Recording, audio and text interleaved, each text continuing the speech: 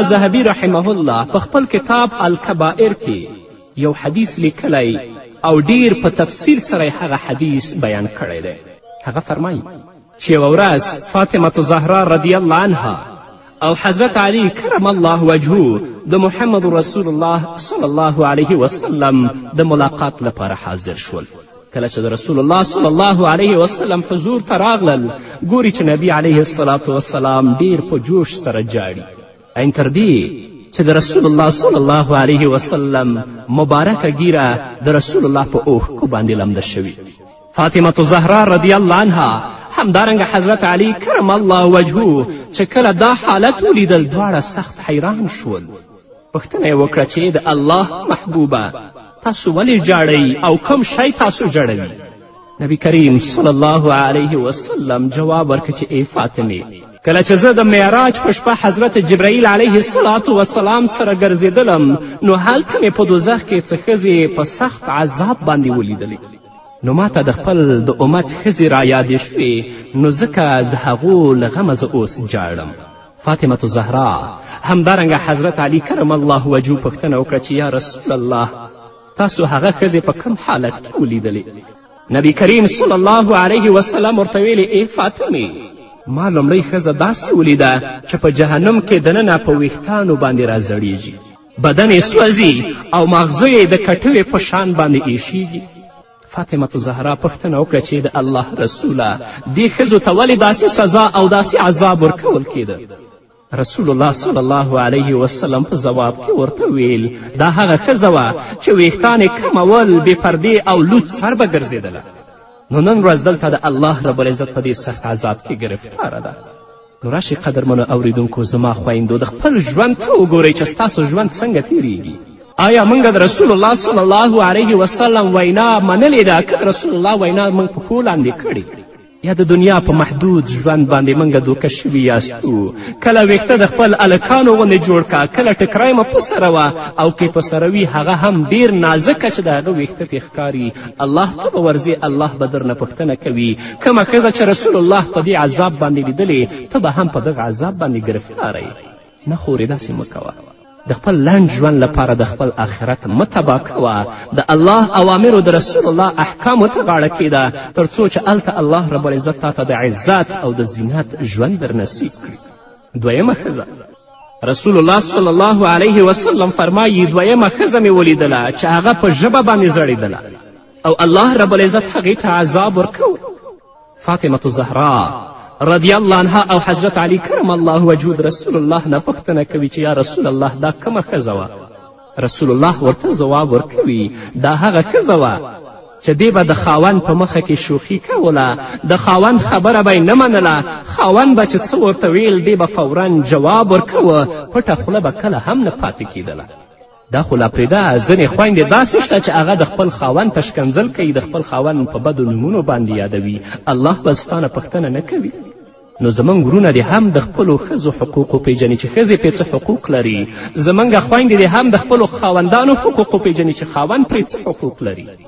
او د متقابلو حقوقو په عملي کولو کې د خپل ژوند په مینه او په محبت کې تیر کړي. خو متاسفانه چې زموږ ورونو د خپل خویندو حقوق نه دي پیژندلي، او همدارنګه زموږ خویندو د خپل خاوندانو حقوق تر اوسه نه دي پیژندلي، چې کله خبر ورته وشي نو خاوند ته فورا ځواب ورکوي، هغه به په بدو نومونو یادوي او حتی هغه ته به په مجلس کې یا د هغه تر شا ښکنځل کوي. نو رسول الله فرمایي چې ما داسې ښځه هم ولیدله چې هغه په جهنم کې د ژبې نه ځوړنده وه او الله رب العزت هغه ته سخت عذاب ورکوه. دا هغه ښځه وه چې د خپل خاوند سره به یې ژبه کوله او فورا به یې هغې ته ځواب ویل. نه راشئ په دنیا کې د مینې د محبت ژوند تیر کړئ، د الله او د الله د رسول د کلام په رڼا کې ژوند تیر کړئ. دا نه چې په دنیا کې بد رد یا خپل خاوند ته ووایو یا یې مور و پلار ته ووایو یا خپل اولادونو ته ووایو او په آخرت کې د الله رب العزت په عذاب کې ګرفتاره یو. الله دې موږ ته د نیکو اعمالو توفیق راکړي. درېیمه ښځه بیا نبی کریم صلی الله علیه وسلم فاطمة زهرا او حضرت علی کرم الله وجهه ته وفرمایل درېیمه ښځه مې ولیدله چې هغه په خپلو سینو باندې په جهنم کې راځړېدله او د جهنم اور د هغې نه راچاپېره و او هغه یې سوځوله. حضرت علی او فاطمه زهرا د رسول الله نه پوښتنه کوي یا رسول الله دا کومه ښځه وه او د دې کوم عمل و چې الله رب العزت په دې سخت عذاب کې دا گرفتاره کړې وه او دې ته یې دا عذاب ورکوه. رسول الله صلی الله علیه وسلم ورته فرمایي چې دا هغه بد اخلاقه ښځه وه چې دې به د پردیو نه پرده نه کوله او په فساد او په بد اخلاقي باندې به اخته وه، نو هلته د دنیا ژوند دې لذت ګڼلی و، د دنیا ژوند دې ژوند ګڼلی و، د دنیا ژوند دې عزت ګڼلی و، آخرت دې هیر و، نو دلته به الله رب العزت دې ته دغسې عذاب ورکوي او تل تر تله به د الله په دې عذاب کې ګرفتاره وي. که مسلمانه هغه به د هغه بدو عملونو عذاب څکي، الله به جنت ته بیایي.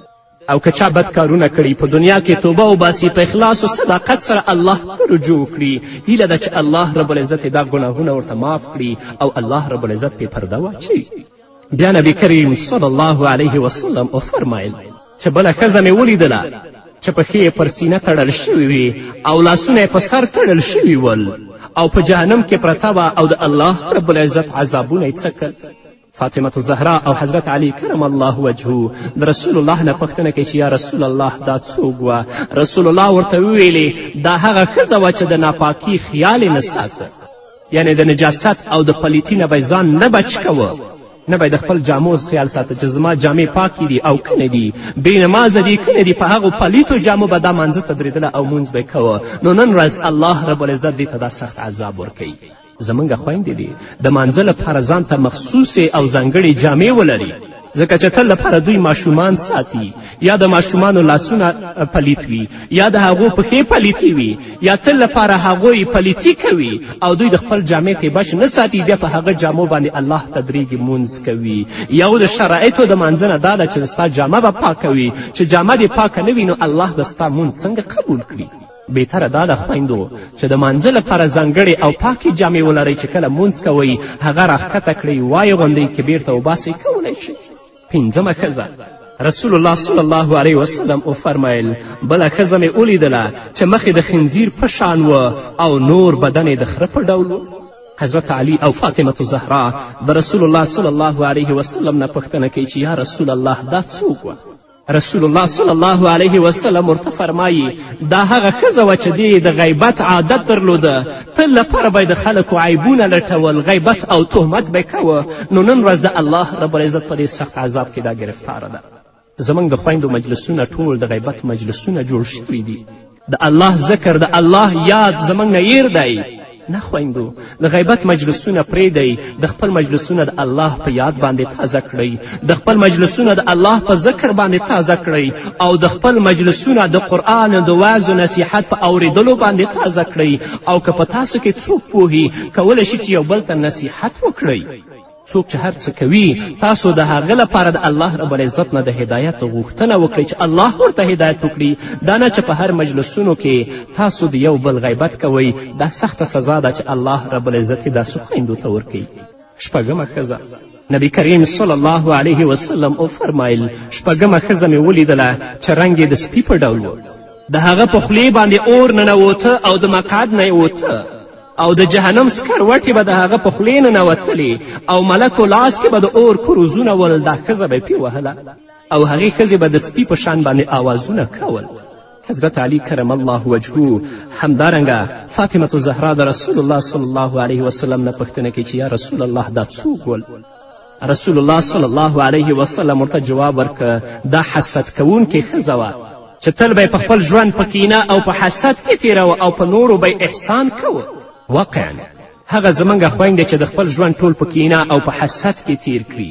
او په نورو باندې احسان کوي او بې توبې مړه شي، الله به دا عذاب ورکوي، پرېږدي به نه. ځکه کینه او حسد داسې شی دی چې په هغه باندې انسان د خپل د زړه وینې خوري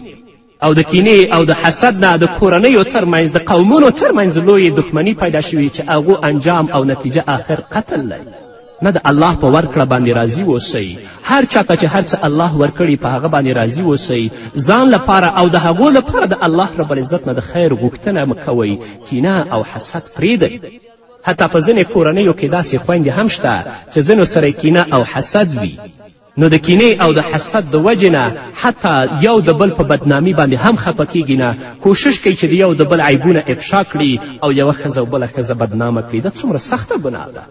نه خویندو راشئ د الله کلام ولولئ د رسول الله صلی الله علیه وسلم مبارک احادیث واورئ ځان نه مسلمانه ښځه جوړه کئ چې یو مسلمانه ښځه په اسلامي ټولنه کې په اسلامي کورنۍ کې څنګه ژوند وکړي د هغې اخلاق څنګه وي د هغې رویه د خپل پلار سره مور سره خاوند سره څنګه وي د هغې لباس او جامه څنګه وي نن ورځ ایښته قیچي کوئ او وریځې اړوئ جامې ته هم کتل کیږي نه چې دا جامه څنګه جامه ده الله ته به نه ورځي الله به دې په خپل حضور کې نه دروي الله به درنه پوښتنه نه کوي راشه خورې د فاطمة زهرا سیرت مطالعه کړه د عایشې صدیقې سیرت مطالعه کړه د نورو صحابیاتو سیرت مطالعه کړه چې هغو څنګه ژوند تیر کړی د هغو جامه څنګه وه د هغو اخلاق او د هغو دیانت څنګه وه نن ورځ د ستا جامه څنګه ده اخلاق دې څنګه دی او ستا کردار و عمل څنګه دی الله ته به ورځې الله به درنه پوښتنه کوي الله نه خلاصون نه لري نه خویندو د دنیا لنډ ژوند او محدود ژوند باندې مه دوکه کیږئ الله ته متوجه شئ هغه د ابدي ژوند ځان لپاره ښایسته کړئ چې هلته بیا نه مرګ شته نه درد شته او نه افسوس شته د الله رب العزت نه ځان ته او تاسو ته او ټولو مسلمانانو خویندو ته د نیکو اعمالو توفیق غواړم نور به م واورو قدرمنو اورېدونکو خو هغه د یوې دمې نه وروسته مثال داسې دی خدای مازغه د سر بی پاخه شي خپلو خولو کې بهر یو مجرم لمبیږي حساب چې ورسره کیږي په تیر به شکالونه حساب چې ورسره کیږي په تیر به شکالونه خپلو خولو کې بهر یو مجرم لمبیږي حساب چې ورسره کیږي په تیر به شکالونه حساب چې ورسره کیږي په تیر به شکالونه قدرمن اورېدونکو بیا هم زموږ سلامونه او نیکې هیلې ومنئ په دې هیله چې تر دې دمه تاسو زموږ ملتیا کړې وي بدبخته څوک دی حضرت ابو هریره رضی الله تعالی عنه فرمایي چې رسول اکرم صلی الله علیه وسلم وفرمیل بدبخته انسان هغه دی چې هغه به جهنم ته ننوځي رسول الله نه پوښتنه شو یا رسول الله هغه بدبخته چې جهنم ته ننوځي دا بدبخته څوک دی رسول الله ورته وفرمیل بدبخته هر څوک دی چې د الله رب العزت د خوشحاله کولو او رضا لپاره د هغه اطاعت ونه که بلکې د الله اطاعت یې پرېښوده او د الله رب العزت نافرماني یې شروع کړه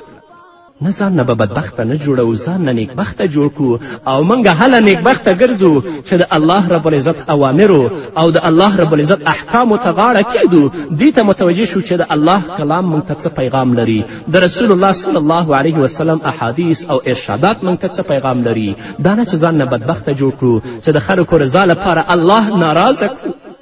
نه ټول خلک خفه کړئ الله د ځان نه راضي کړئ کنی حساب او کتاب موږ پسې را روان دی لکن زمونږ ټول ژوند په غفلت کې تیریږي کله هم دې ته متوجه نه شو چې الله رب العزت موږ څه لپاره پیدا کړي یو ولې دې دنیا ته رالیږلي یو او الله به خپل حضور کې دروي رسول اکرم صلی الله علیه وسلم فرمایی ما رأیت مثل الجنة نام طالبها و ما رأیت مثل النار نام حاربها او کما قال علیه الصلاة والسلام رسول الله صلی الله علیه وسلم فرمایی ما د جنت په شان ښه شی نه دی لیدلی چې غوښتونکی یې ویده وي او ما د دوزخ په شان باندې بد شی نه دی لیدلی چې له هغه څخه تیښته کوونکی دې ویده وي یعنې د جنت نه ښایسته ځای بل نشته نو څوک چې طالب د جنت دی هغه دې نه ویده کیږي هغه دې د الله رب العزت په طاعت او په عبادت باندې ځان مصروف کړي هغه دې د غفلت ژوند نه تیروي او همدارنګه څوک چې د جهنم نه ځان ساتي باید د الله اوامرو او د الله رب العزت احکامو ته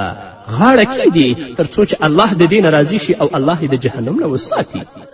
الله رب العزت چې موږ په دې دنیا کې پیدا کړي یو الله رب العزت موږ په ډیر لوی امتحان او په لویه ازموینه کې اچولی یو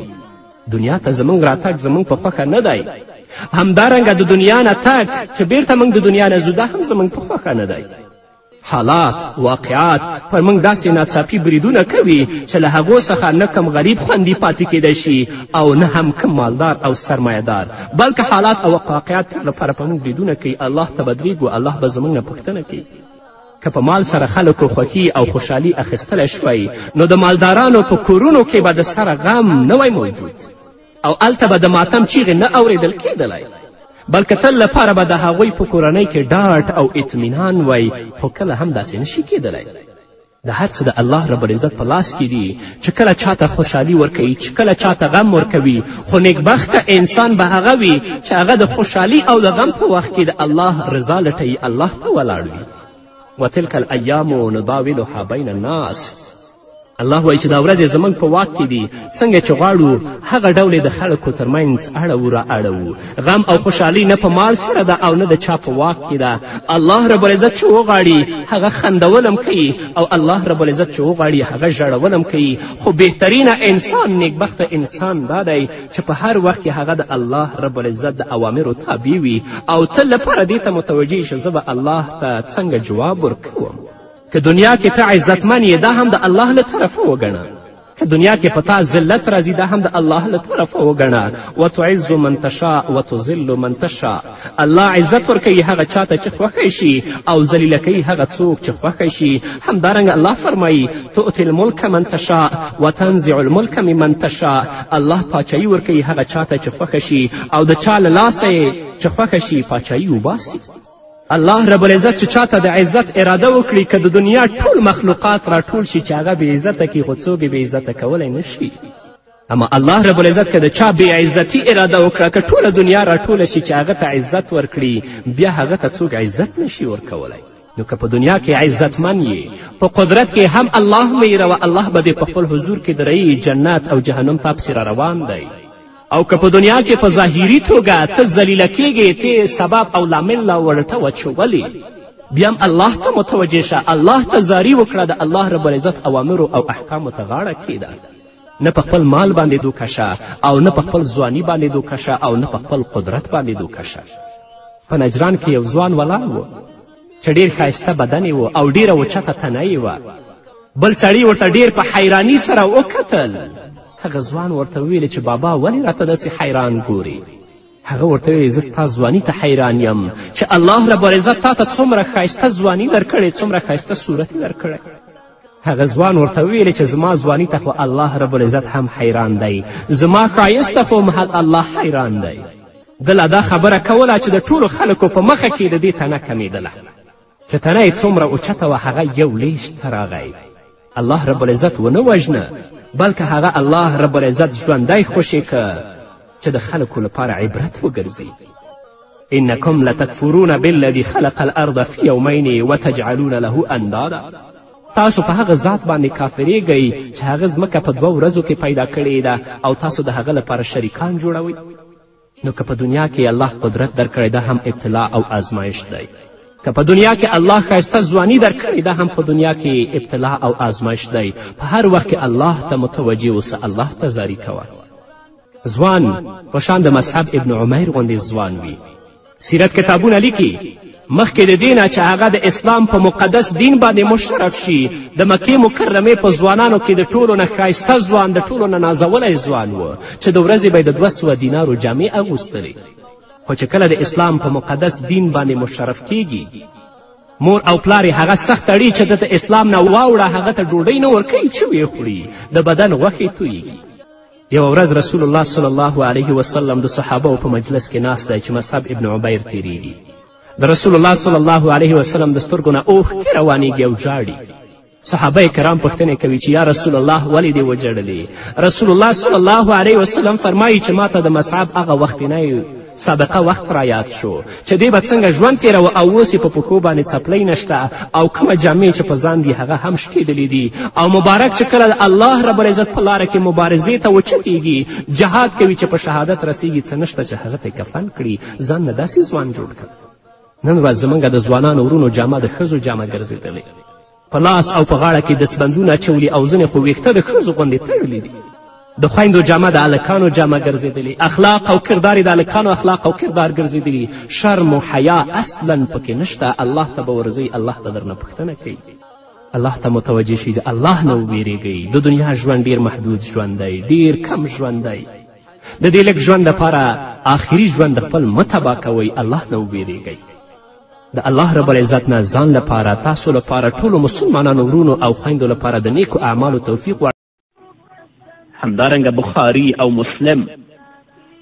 د حضرت ابو موسی اشعری رضی الله تعالی عنه په روایت سره یو حدیث نقل کړی چې نبی کریم صلی الله علیه وسلم وفرمایل د یو مؤمن لپاره به په جنت کې د یوې مجوفې ملغلرې څخه جوړه شوې خیمه وي چې 8 میله به اوږده وي. په دغه مجوفه ملغرینه خیمه کې د دغه مؤمن ښځې اوسیږي چې دغه مؤمن به په دغه ټولو ښځو ګرځي او یو بل سره به نه ګوري. همدارنګه عبدالله ابن مبارک په خپل سند سره د حضرت عبدالله ابن عباس رضی الله تعالی عنهما روایت ذکر کړی. هغه فرمایي چې نبی کریم صلی الله علیه وسلم وفرمایل الخیمة ذرة مجوفة فرسخ فی فرسخ لها 4000 مصراع من ذهب. حضرت عبدالله ابن عباس رضی الله تعالی عنهما فرمایي چې نبی کریم صلی الله علیه وسلم وفرمایل جنتی خیمه په حقیقت کې یوه مجوفه ملغلره ده چې 4 فرسخه طول او عرض لري او د سرو زرو څخه جوړې شوې 4 زره درشلې لري. نو د الله رب العزت د کلام نه همدارنګه د محمد رسول الله صلی الله علیه وسلم د احادیثو نه موږ ته د جنتي خیمو صفت بیان شو، واضح شو. نو الله رب العزت دې موږ ته په دنیا کې د نیکو اعمالو توفیق راکړي چې الله رب العزت موږ د جنت وړ وګرځوي او هغه خیمې زموږ په نصیب کړي. او که خدای مکړه موږ تاسو په دنیوي ژوند باندې دوکه شو، د الله رب العزت اوامرو او احکامو او د محمد رسول الله صلی الله علیه وسلم ارشاداتو ته مو شا کړه، نو بیا د هغو جنتونو او د هغو خیمو وارثین موږ او تاسو نه یاستو. الله به زموږ د ګناهونو بدله په جهنم کې اخلي. الله دې موږ ته د نیکو اعمالو توفیق راکړي. همدارنګه نبی کریم صلی الله علیه وسلم د جنتی خاورې په هکله باندې فرمایي. دغه حدیث دی چې بخاري او مسلم د حضرت ابو ذر غفاری رضی الله تعالی عنه په روایت سره ذکر کړی چې نبی کریم صلی الله علیه وسلم د معراج د پیښې په اړه وفرمایل زه جنت ته وردننه کړی شوم چې ګورم چې ګمبزې د ملغلرو او خاوره د مشکو وه. رسول الله فرمایي ثم ادخلت الجنة فاذا فيها جنابذ اللؤلؤ واذا ترابها المسك. رسول الله فرمایي زه جنت ته وردننه کړی شوم چې ګورم چې ګمبزې د ملغلرو او خاورې د مشکو وه. همدارنګه امام بخاري په تاریخ کبیر کې د حضرت سعد بن ابي وقاص رضی الله تعالی عنه څخه روایت نقل کړی چې نبی کریم صلی الله علیه وسلم وفرمایل که د نوک څخه په کمه اندازه کې جنتي خاوره دنیا ته جوته شي او ښکاره شي نو د ځمکې او آسمان ترمنځ ګرده سیمه به روښانه شي. دا جنتي خاوره ده چې ګمبزې د ملغلرو دي او خاوره د مشکو ده. الله رب العزت دې موږ او تاسو جنتیان کړي او الله رب العزت دې موږ ته په دنیا کې د نیکو اعمالو توفیق راکړي تر څو مو الله د جهنم نه وساتي او الله مو جنت ته داخل کړي. د دنیا ژوند محدوده ژوند دی، لنډ ژوند دی، د دوکې ژوند دی. کله هم په دې ژوند باندې مه دوکه کیږئ چې د ابدي ژوند نه تاسو ځان محرومه کړئ. نه په دې لنډ ژوند کې د الله د اوامرو او د الله د احکامو پابند شئ، د محمد رسول الله د سنتو او د ارشاداتو پابند شئ تر څو الله رب العزت ستاسو ابدي ژوند ښایسته وګرځوي. همدارنګه الله رب العزت په سورة محمد کې 15 آیت کې د جنتي نهرونو او میوو په هکله فرمایي مثل الجنة التي وعد المتقون فيها أنهار من ماء غير آسن وأنهار من لبن لم يتغير طعمه وأنهار من خمر لذة للشاربين وأنهار من عسل مصفى ولهم فيها من كل الثمرات ومغفرة من ربهم كمن هو خالد في النار وسقوا ماء حميما فقطع أمعاءهم. الله فرمای د پرهیزګارانو لپاره چې د کوم جنت وعده ورکړې شوې د هغه شان خو دا دی چې په هغه کې ویالې بهیږي، د صافو اوبو او بهیدونکې ویالې به وي د داسې شیدو چې په خوند کې به هیڅ تغییر نه رامنځته کیږي، او د شرابو بهیدونکې ویالې به وي چې د ستونکو لپاره به لذت بخونکې وي، د صافو او رڼو شاتو ویالې به پکې بهیږي، او په دغه جنت کې به د هغوی لپاره هر راز میوې وي، او د هغوی د رب لخوا بخښنه او بخشش. الله فرمایي آیا نو هغه څوک چې د هغه په برخه داسې جنت وي د هغه چا په څیر کیدی شي چې دوزخ کې تل استوګن وي او داسې ګرمې اوبه پرې څښلی شي چې کلمې به یې پرې ورغوڅې کړي، کله هم نشي برابرېدی. نو که څوک په دنیا کې نیکو اعمالو ته مخه کړي، د الله د اوامرو او د احکامو پابند شي، د محمد رسول الله د سنتو او د ارشاداتو پابند شي، الله به جنت ته بوزي چې هلته د اوبو، د شیدو، د شرابو او د عسلو ویالې روانې دي او د هغو نه به ګټه پورته کوي. او که خدای مکړه چا په دنیا کې د الله د اوامرو او د الله د احکامو نه مخ وګرځوه، د محمد رسول الله صلی الله علیه وسلم د ارشاداتو او د سنتو نه مخ وګرځوه، ځان یې په فساد، په منکراتو او په فجایي او بېحیایي کې ښکیل که، الله به جهنم ته ننباسي او هلته به الله پرې داسې ګرمې اوبه وڅکي چې په هغو ګرمو اوبو باندې به د ده کلمې پرې شي. همدارنګه درنو اوریدونکو، الله رب العزت په سورة رعد کې 15 آیت کې فرمایي مثل الجنة التي وعد المتقون تجري من تحتها الأنهار أكلها دائم وظلها تلك عقبى الذين اتقوا وعقبى الكافرين النار. الله فرمایي د کوم جنت وعده چې پرهیزګارانو ته ورکړې شوي د هغه شان دا دی چې تر ونو او ماڼیو لاندې نهرونه بهیږي، خوراک او سور یې تل پاتې دي. دا د متقیانو عاقبت دی او د کافرانو عاقبت اور دی. الله رب العزت دې موږ په دنیا کې متقیان وګرځوي تر څو الله رب العزت موږ جنت ته داخل کړي او د جنت د نعمتونو نه موږ او تاسو برخمن وګرځوي. الله رب العزت دې موږ او تاسو د فساد نه وساتي، د منکراتو د بېحیایي نه الله موږ او تاسو وساتي، داسې نه چې عاقبت بیا زموږ جهنم او اور وګرځي. همدارنګه امام احمد رحمه الله په خپل مسند کې او امام ترمذي رحمه الله په خپل سنن کې د حکیم بن معاویه ابي بحث روایت نقل کړی. هغه فرمایي سمعت رسول الله صلى الله عليه وسلم يقول في الجنة بحر اللبن وبحر الماء وبحر العسل وبحر الخمر ثم تشقق الأنهار منها بعد. فرمایي چې نبی کریم صلی الله علیه وسلم نه ما اوریدلی چې نبی کریم صلی الله علیه وسلم ویل په جنت کې یو دریاب د اوبو دی، یو دریاب د شیدو دی،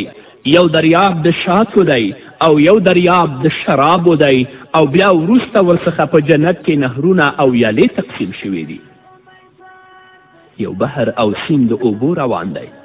چې د هغه بحر او سیند نه نورې ویالې بیلې شوي چې هغه په جنتونو کې ګرځي. همدارنګه یو بحر د عسلو دی چې د هغه نه د عسلو نورې ویالې بیلې شوي چې هغه په جنت کې ګرځي. همدارنګه یو بحر د شیدو دی چې هغه نه نورې د شیدو ویالې بیلې شوي چې په جنت کې روانې دي. همدارنګه یو بحر د خمرو او د شرابو دی، دنیوي شراب نه بلکې د جنت شراب چې د هغه نه ویالې بیلې شوي دي او په جنت کې روانې دي. همدارنګه نبی کریم صلی الله علیه وسلم فرمایي ښایي تاسې به اټکل کوئ چې د جنت نهرونه به هم د دنیا نهرونو ته ورته په کندو او خړونو کې روان اوسي. لعلکم تظنون ان انهار الجنة خضرد فی الارض. نبی کریم صلی الله علیه وسلم فرمایي نه، قسم په الله چې د جنت نهرونه به د جنتي ځمکې پر مخ روان وي او استنادي غاړې د ملغرینو ګنبزو څخه او خټه به د تیزو خوشبودارو مشکو څخه وي. والله انها لصائحة على وجه الارض حافظاها خيام اللؤلؤ وطينها المسك الاصفر. هغه به په کندو او په خوړونو کې روان نه وي، همدارنګه درنو اوریدونکو الله رب العزت د کوثر نهر په هکله باندې په سورت کوثر کې فرمایي انا اعطیناک الکوثر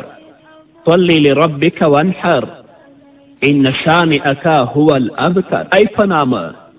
په باوري توګه موږ تا ته کوثر زښت زیات خیر در په برخه کړی، نو ته هم خپل رب ته لمونځ او قرباني کوه او ستا دښمن همدی نامراده لنډی او بوچی دی. امام مسلم د حضرت انس بن مالک رضی الله تعالی عنه په روایت سره یو حدیث نقل کړی. هغه فرمایي چې کله د اسلام پر ستر پیغمبر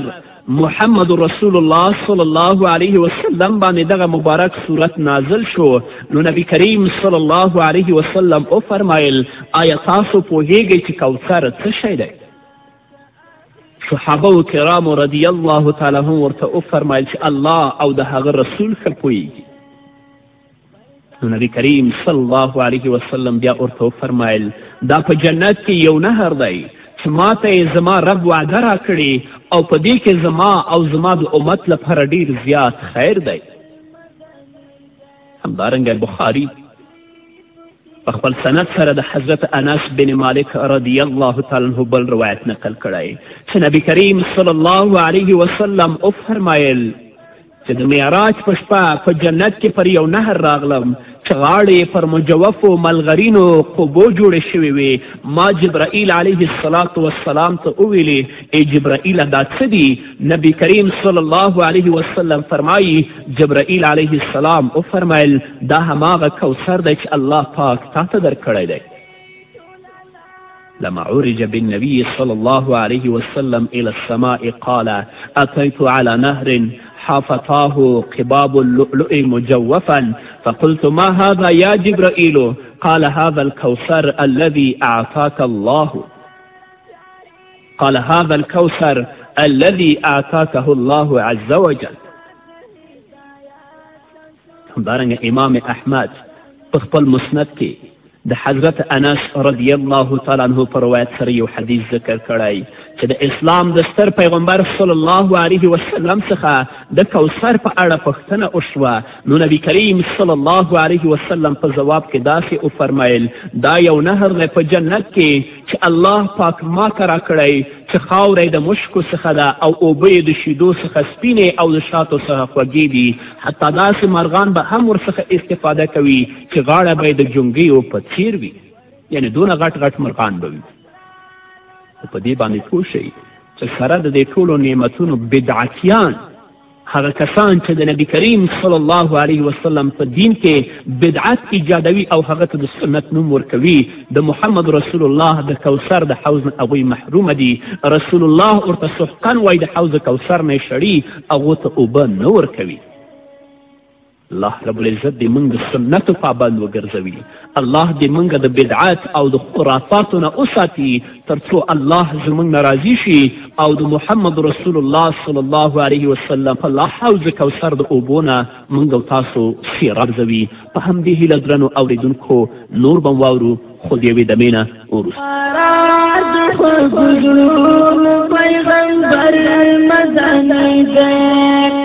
سرداد انبیاء معتبر مدنی دے قرار دے حضور پیغمبر مدنی دے سرداد انبیاء معتبر مدنی دے. درنو اوریدونکو بیا هم زموږ سلامونه ومنئ. همدارنګه امام احمد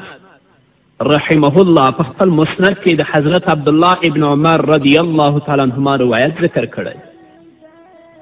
هغه فرمایي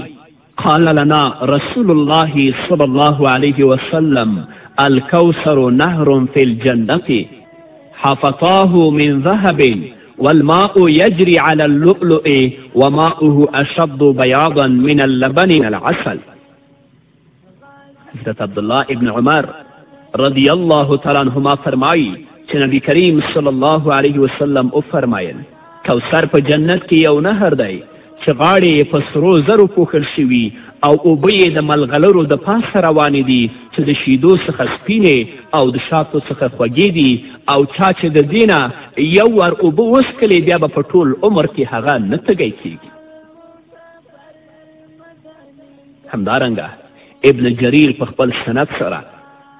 د حضرت عبدالله ابن عباس رضی الله تعالی عنهما روایت ذکر کړی. هغه فرمایي چې نبی کریم صلی الله علیه وسلم وفرمایل کوثر پکې یو شانداره نهر دی چې غاړې د سرو او سپینو زرو څخه دي، پر یاقوتو او ملغلرو بهیږي، د واورې څخه سپینې او د شاتو څخه خوږې اوبه لري. الله رب العزت دې موږ او تاسو ته دا اوبه نصیب کړي. همدارنګه امام بخاري په خپل سند سره د حضرت ابو عبیده بن جراح رضی الله تعالی عنه روایت ذکر کړی. ابو عبیده ابن جراح فرمایي چې ما د ام المؤمنین حضرت عایشې رضی الله تعالی عنها څخه پوښتنه وکړه چې الله رب العزت د دې کلام مطلب څه دی، انا اعطیناک الکوثر. نو حضرت عایشې رضی الله تعالی عنها وفرمیل دا یو نهر دی چې ستاسې پیغمبر ته ورکړی شوی. همدارنګه درنو اوریدونکو په جنت کې یو نهر دی په نامه د بارق. امام احمد رحمه الله په خپل سند سره د حضرت عبدالله ابن عباس رضی الله تعالی عنهما په روایت سره یو حدیث را نقل کړی. حضرت عبدالله ابن عباس فرمایي چې نبی کریم صلی الله علیه وسلم وفرمیل الشهداء على بارق نهر بباب الجنة في قبة خضراء يخرج عليهم رزقهم من الجنة غدوة وعشية. حضرت عبدالله ابن عباس رضی الله تعالی عنهما فرمایي چې نبی کریم صلی الله علیه وسلم وفرمایل شهیدان به د بارق نهر پر غاړه جنت په یوه تکه شنه قبه کې جریان لري ولاړ وي او دوی ته به سبا او بیګا له دغه ځای څخه رزق ورکول کیږي. همدارنګه بخاري او مسلم د معراج په حدیث کې چې د حضرت انس بن مالک رضی الله تعالی عنه څخه یې روایت کړی د سدرة المنتهی په اړه یادونه کړې چې دوه جوت او دوه پټ نهرونه ورڅخه بهیږي چې پټ یې په جنت او کې عبارت دی له فرات نیل څخه. الله رب العزت دې موږ ته په دنیا کې د نیکو اعمالو توفیق راکړي تر څو رب العزت موږ او تاسو د جنت وړ وګرځوي. او که خدای مکړه هغو کسانو چې په دنیا کې ژوند په فساد، په منکرات او په فجایو کې تیر کړی دی او الله ته توبه هم نه ده کړې، هغوی به د الله رب العزت د دې نعمتونو نه برخمن نه وي، بلکې د الله رب العزت د دې نعمتونو نه به هغوی محروم وي. اما هغو کسانو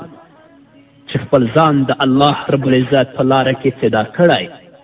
د الله د دین او د الله د کلمې اوچتوالي لپاره د کفارو، د یهودو، د نصاراو په مقابل کې جنګیږي، یوازینی هدف هم د الله رب العزت رضا ده. که ژوندی پاتې کیږي الله رب العزت به هم اجر ورکوي او که وژل کیږي شهید دی الله رب العزت به د جنت وارث ګرځوي.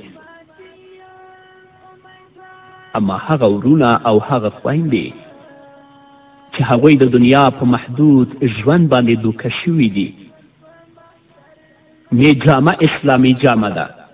نه اخلاق اسلامي اخلاق دي، نه وینا اسلامي وینا ده، نه عمل اسلامي عمل دی، بلکې د دنیا ژوند ته دوی ژوند ویلي، د ابدي ژوند نه ځان محرومه کړی. دوی د الله رب العزت د دې نعمتونو نه محرومه دي، کلی هم نشي ترلاسه کولی. نو درنو اوریدونکو مسلمانانو ورونو او خویندو، راځئ په دنیا کې د الله رب العزت د اوامرو او د الله رب العزت د احکامو پابند شئ تر څو الله رب العزت موږ او تاسو جنت ته داخل کړي. او کومه نعمتونه چې الله رب العزت په جنت کې د خپلو مؤمنانو بندګانو لپاره وعده کړي، هغو نه موږ او تاسو الله رب العزت برخمن وګرځوي. په همدې هیله درنو اوریدونکو دا وه زموږ د نن ورځې خپرونه چې ستاسو درانه حضور ته وړاندې شو. تر بلې خپرونې پورې چې زه بیا هم ستاسو درانه حضور ته راځم، تاسو ټول په لوی الله سپارم. پاتې ژوند مو نیکمرغه، ښاد، بریالي او ابوس. قریشی دے بحاد محترم بے ہم کی ہم دن دے بحاد